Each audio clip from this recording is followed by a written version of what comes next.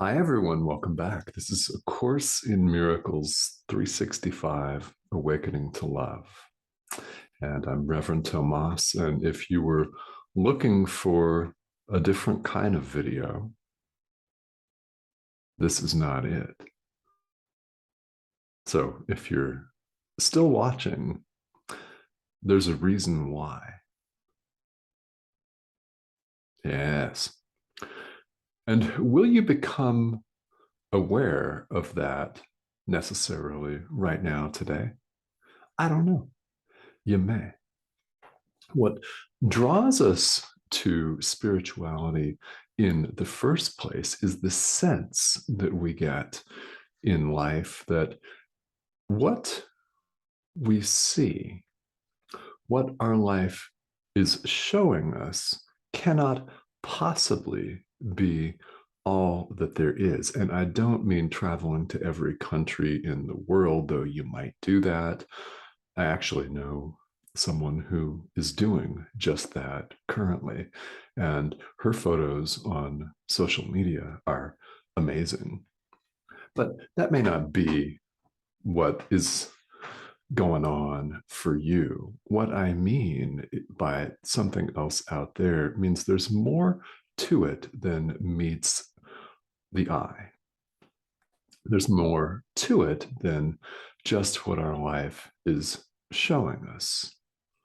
This does not necessarily mean that you have to make $350 million next month, or that you have to radically change your physical circumstances in life, sell all your stuff and move off to Nepal and become a Buddhist monk. No, we're not saying that. Now, if that is what you're called to do, that's what you're called to do. But by more out there, what I mean is there's something beyond all of the drama and the suffering that we experience. And we know this. It's that voice that says there's got to be a better way to do this. There's got to be a better way of looking at this situation.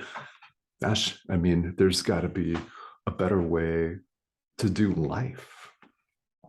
And it's that voice deep within us, that feeling. You may not hear it as a voice, but it's a feeling, an intuition, just something that's speaking to you saying, pursue a spiritual path. This is the answer. Welcome. Welcome. Here in the Manual for Teachers, we're nearing completion of this. And it's a great question today, number 26. Can God be reached directly? Can God be reached directly? Yes. In the end, right? No, there's more to say than that. Yes, God can be reached directly because there's no distance between him and his son.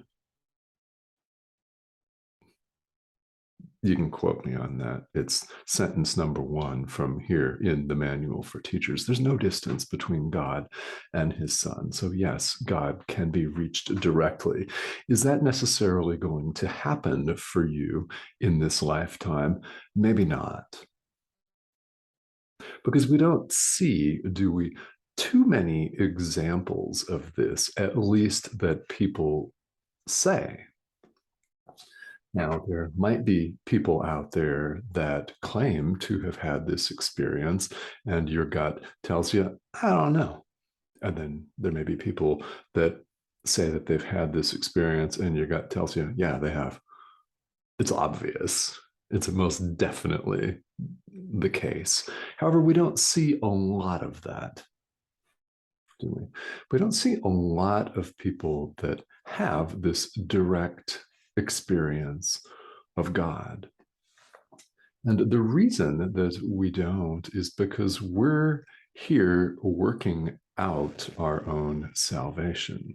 We're disidentifying with the ego, and we're busy here doing that.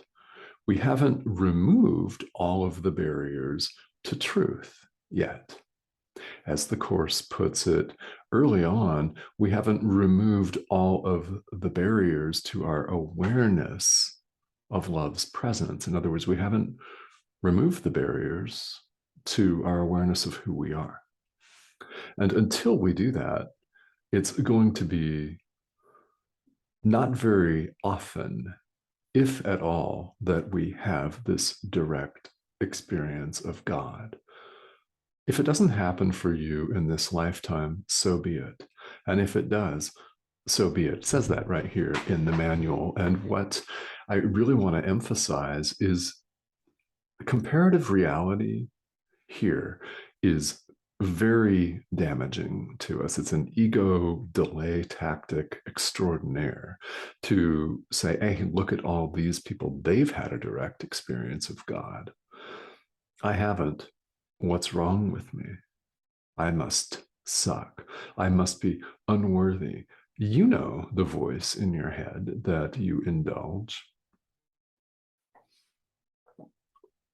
So if you're in that place, I really want to invite you just to take Jesus's message here to heart, that if it is going to happen for you that you have a direct experience of God in this lifetime or in 15 minutes, because you don't know, if you will, right?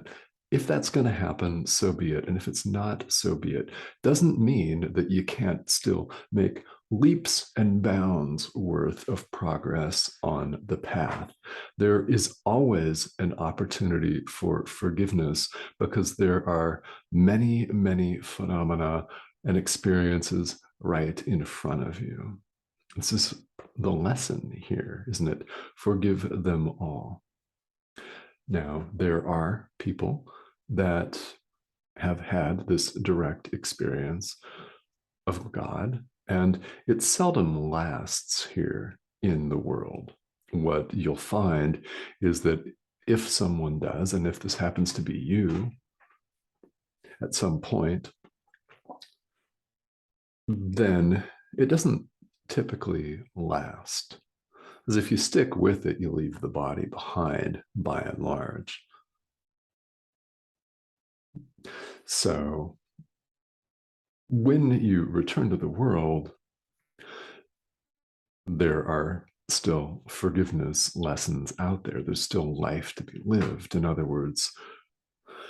So in the commentary here, Jesus talks about teachers of God, right? And then he talks about teachers of teachers who have gone beyond and laid the physical body aside so that they can continue teaching us. He's one of them, by the way. Jesus is one of them. Buddha is one of them. And you may think of some more. Those are the two obvious examples that pop to mind here. And these teachers of teachers can be called on for help at any time, and they will give it.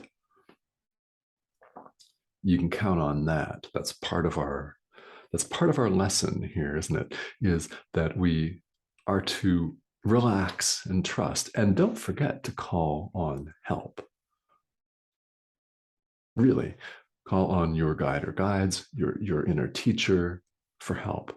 And it makes no difference whether you take Jesus as your inner teacher, the Holy Spirit as your inner teacher, Buddha as your inner teacher, or someone else or something else as your inner teacher, your guide, your guides. Many of you have more than one, and no problem. It's the act of asking for help that assists us so much in setting aside the ego. We're saying, my way's not working, please help. The ego's way is not working. It's running around in circles, and I experience the same suffering over and over and over again. Please help. Very, very powerful and very critically important, isn't it?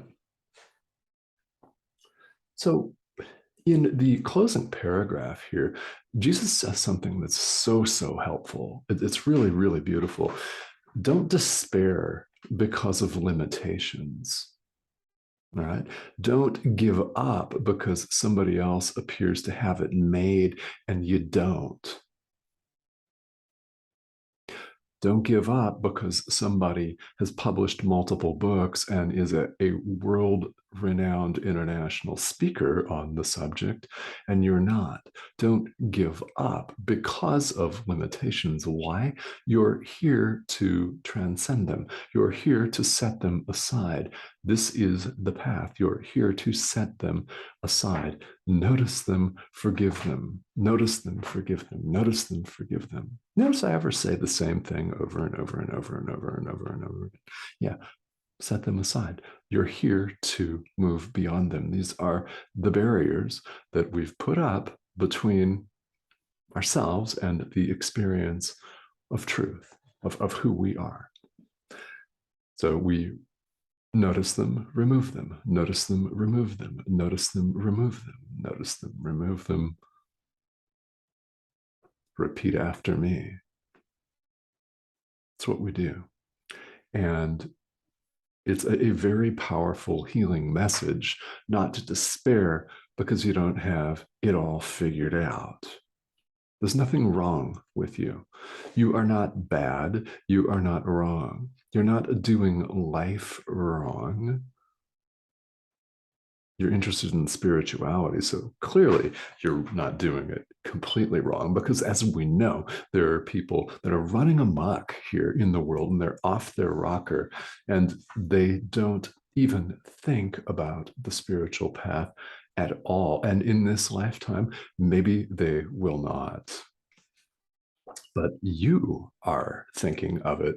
It's calling you. So it's up to you to practice it. And really important, ask for help. That's always a message because it's always available instantaneously, but for the asking. So ask, please ask. Yes, I think I want to leave it at that. It's really important.